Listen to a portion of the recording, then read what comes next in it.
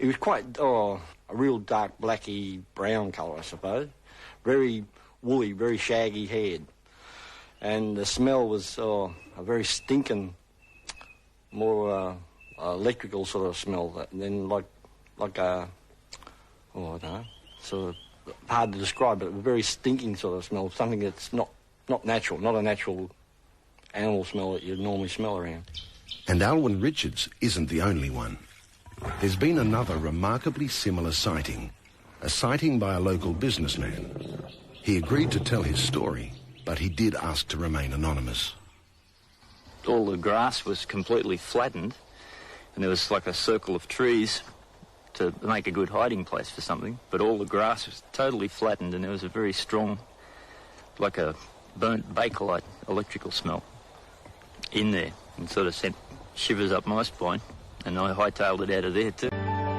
On the evening of October 25th, 1973, a young Pennsylvania farmer, Stephen Pulaski, and at least 15 other witnesses saw a bright object hovering over a field near them. Stephen grabbed his rifle and went to investigate. It was then that he noticed something walking along by the fence. They were hairy and long-armed, with greenish-yellow eyes, and a smell like burning rubber was present.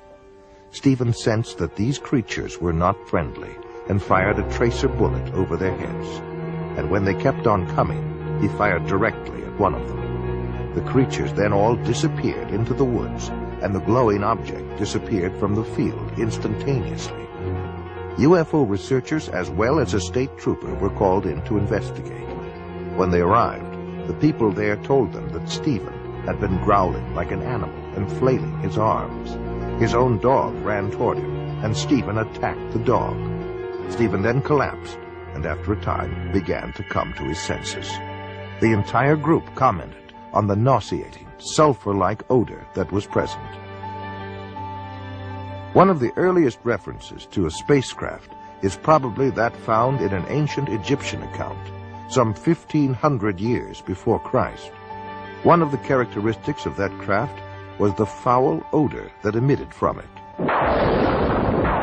The Amityville Horror was based on a factual account of what happened to a family in Amityville, New York.